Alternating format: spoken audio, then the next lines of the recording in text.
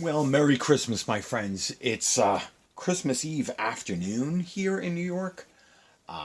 So I hope everybody is ready for Santa and ready for some happiness for those that are not going to be able to be with family. Um, well, we're all in the same boat. I'm not actually going to see family this year, just like last year, for the same reasons. I don't have to repeat them. We all know what they are. It's what's in the news. But this is not about what's in the news. This is about saying thank you to so many of you for being my friends, teaching me so much, putting up with my rambling, sort of like now.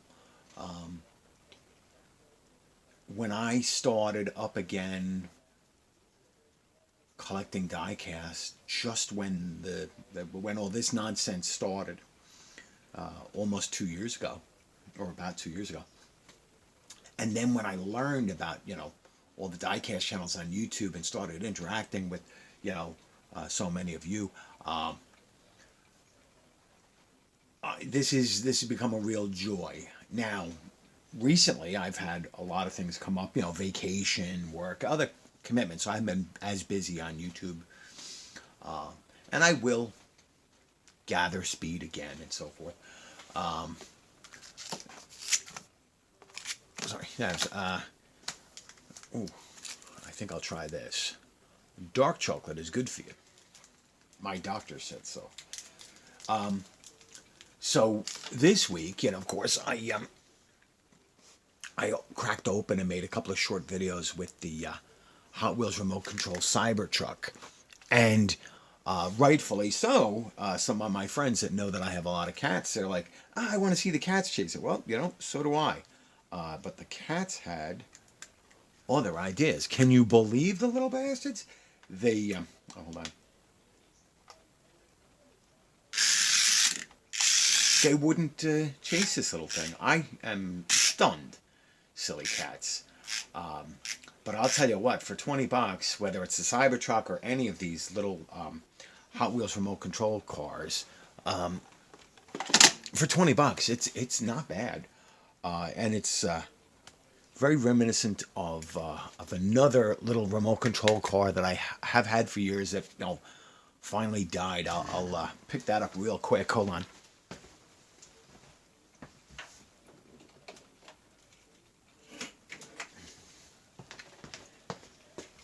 The little Zip Zap from Radio Shack. That's the battery charger, and there's the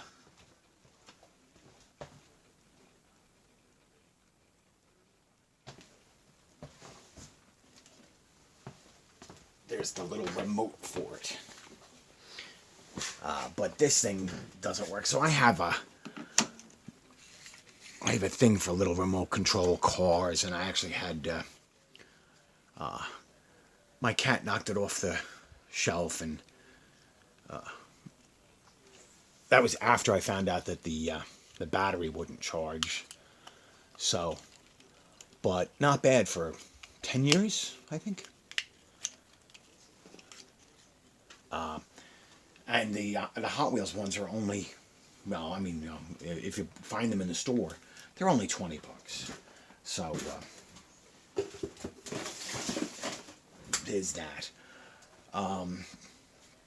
And because I haven't opened any new cars on video in a little while, I have these two beauties from Auto World. This modern muscle Ford Mustang Boss 302 Laguna Seca in silver and red over the ingot silver. And so this Mustang Boss 302 Laguna Seca, its party trick was that it came with a special key, the red key, right? That would, the track key. It automatically adjusts to racing mode. And it came with an optional front air split or air dam. that didn't come attached. It came in the trunk, and if you put it on the car, it wasn't street legal. So I'm sure that these, if you see one of these Laguna Seca Mustangs, it's in somebody's collection because it's just too silly for the road, in my opinion. So I've already pre-opened that. We'll take that out of the package. And here's another one, Waterworld, from Vintage Muscle. And this is a 1966 Chevy Chevelle SS 396. Not called the Malibu with the 396, I don't think. So in Danube Blue Poly. So there we go about the Danube River. That's ridiculous. Excuse me. Excuse me. The Malibu name was removed from the Chevelle SS model. They were simply called Chevelle SS 396. So that's fine.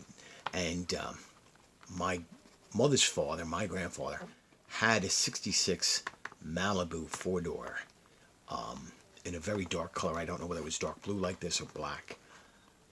So this is cool. So let's open these up in a minute. But before we do, I wanted to, again, just name drop. Throw out some names of people that I'd like to thank for all their help and friendship this year. People like Joran of Chasing Diecast Cars, David of Twice, Tiz of 2A HD Cat, Dan of Diecastrum, Rick of Whole Lotta Zep, my friend Diecast Clown,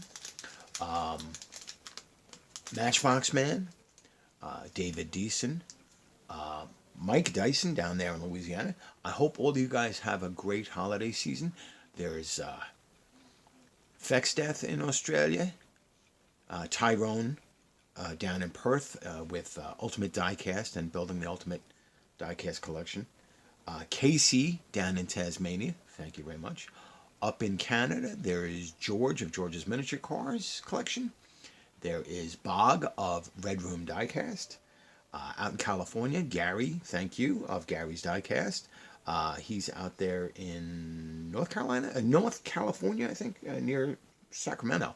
Yeah, you guys are all fantastic. Thank you so much for watching, for interacting. I will continue, hopefully, into 2021 and beyond. I'll tell you.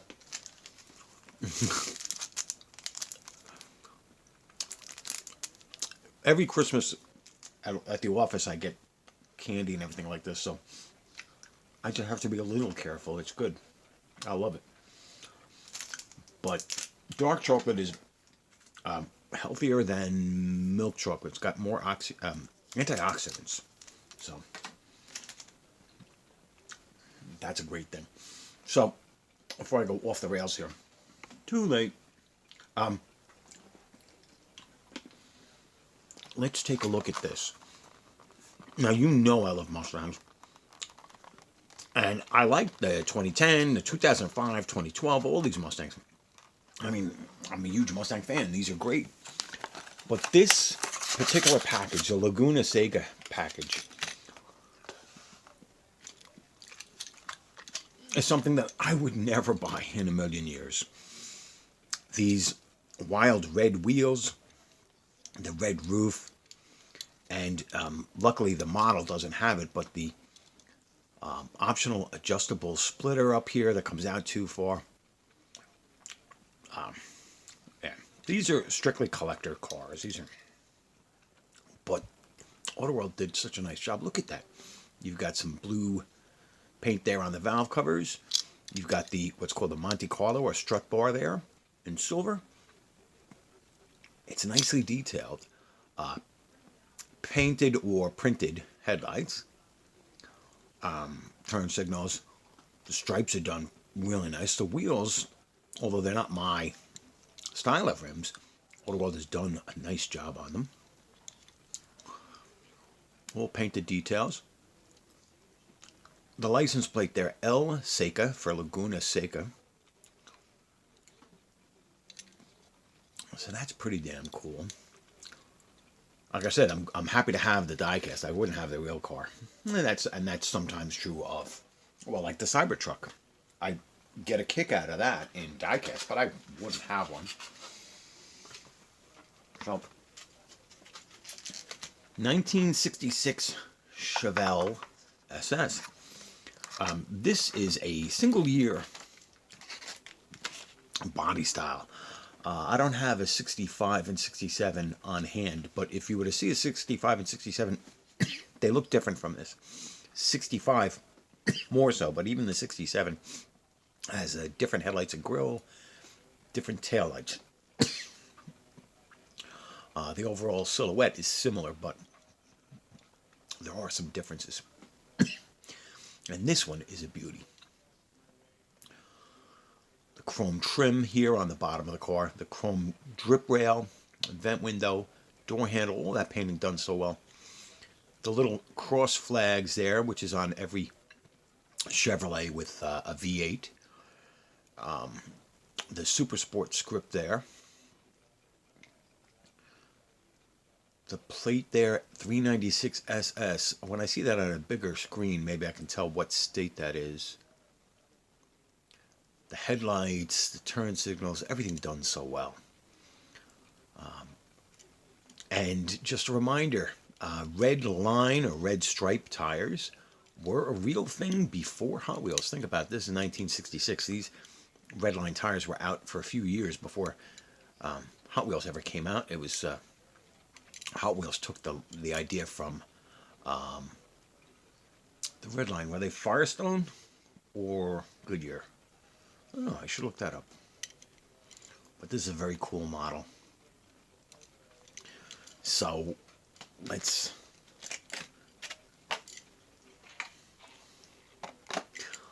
put these two here on the turntable. There we go.